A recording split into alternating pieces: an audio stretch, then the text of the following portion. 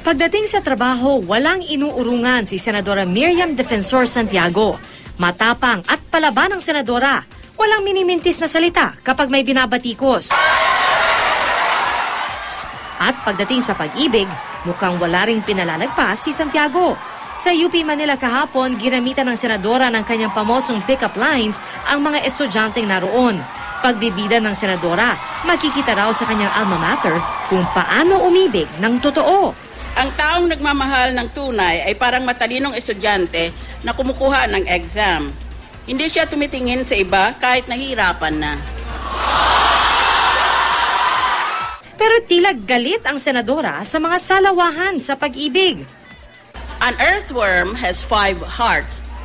5 hearts. And that an octopus has 2 hearts.